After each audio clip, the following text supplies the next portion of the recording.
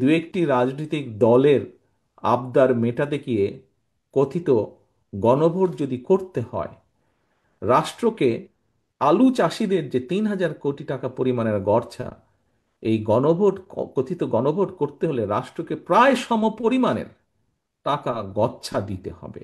অন্তর্বর্তীকালীন সরকারকে হুমকি ধামকি না দিয়ে আগামী ফেব্রুয়ারি মাসে জনগণের মুখোমুখি হই আমরা, চলুন।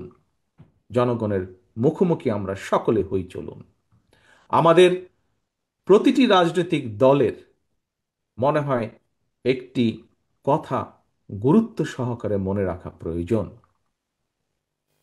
নিজ নিজ দলীয় সমর্থক নেতাকর্মীদের বাইরে কিন্তু অরাজনৈতিক কিংবা নির্দলীয় এক বিশাল সংখ্যক জনগোষ্ঠী রয়ে গিয়েছে। এই লাখো কোটি অরাজনৈতিক কিংবা নির্দলীয় জনগোষ্ঠীর প্রত্যাশা বাস্তবায়নের দিকে নজর দেওয়া রাজনৈতিক দলের প্রতিনিধি হিসাবে আমাদের প্রত্যেকের অত্যন্ত পবিত্র এবং গুরুত্বপূর্ণ দায়িত্ব বলে একজন রাজনৈতিক কর্মী হিসাবে আমি দৃঢ়ভাবে বিশ্বাস করি। বান্ডেল থাকলে প্রতি সেনমানিতে টাকা বাঁচবে। বিকাশ সেনমানি বান্ডেল কিনে জিতুন প্রতি লেনদেনে। আলু চাষ করে আলু চাষিরা এবার প্রায়, হিসাব যা বলে কম বেশি, যেই স্ট্যাটিস্টিক্স যতটুকু পাওয়া গিয়েছে, প্রায় ৩,০০০ কোটি টাকার যে লোকসান তার আশঙ্কা তারা করছেন। ৩,০০০ কোটি টাকার মতন লোকসান হতে পারে। অপরদিকে এখানে খুব সম্ভব এক বক্তা ওনার বক্তব্যে উল্লেখ করেছেন যে, যা আমি এখনই বলতে চাইছি আপনাদের সামনে।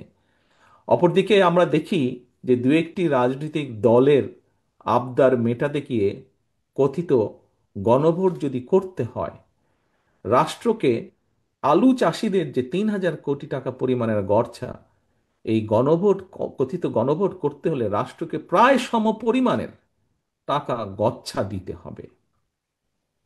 প্রিয় উপস্থিতিবৃন্দ, এমন পরিস্থিতিতে লোকসানের মুখোমুখি এইসব আলু চাষিদের কাছে এই সময় গণভোটের চেয়ে মনে হয় আলুর ন্যায্য মূল্য পাওয়াটা অনেক বেশি গুরুত্বপূর্ণ।